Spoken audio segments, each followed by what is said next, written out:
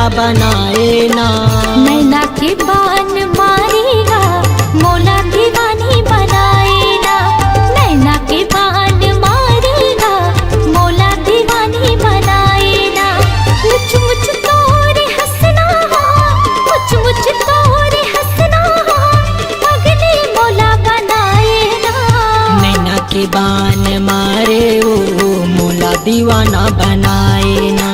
नैना के बान मारेगा मोला दीवानी बनाएगा।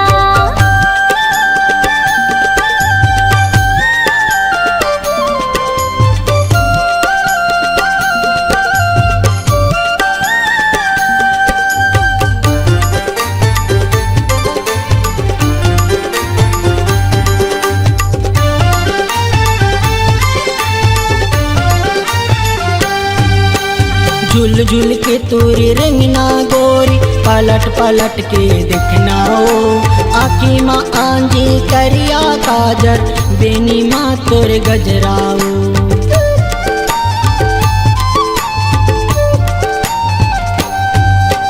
झुल झुल के तोरे रंगना गोरी पलट पलट के दिखना हो।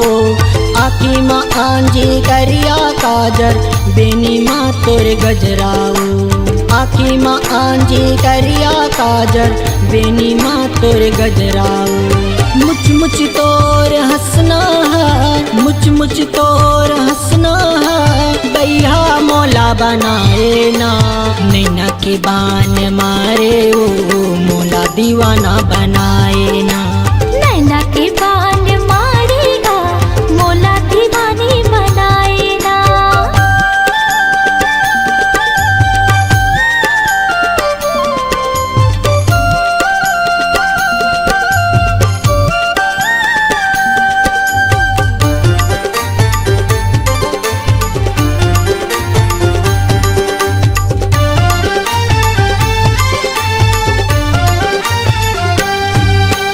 गाँव के टूरा तई मन मोहना बढ़िया बस रंग रेला का।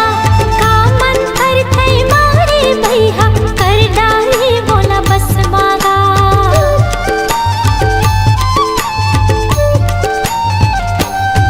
हाँ गाँव के टूरा तई मन मोहना बढ़िया बस रंग रेला का। कामन कर तई मारे भैया कर डाले बोला बस मागा। कामन कर तई मारे भैया कर डाले बोला बस मागा।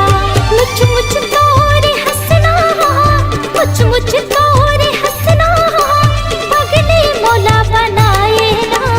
नैना के बान मारे वो मोला दीवाना बनाए ना। नैना के बान मारेगा मोला दीवानी बनाएगा। मुझ मुझ तोर हंसना है मुझ मुझ तोर हंसना है बैया मोला बनाए ना। नैना के बान मारेगा मोला दीवानी बनाएगा। नैना के बान मारे वो मोला दीवाना बनाए ना। नैना के बान मारेगा मोला दीवानी बनाएगा।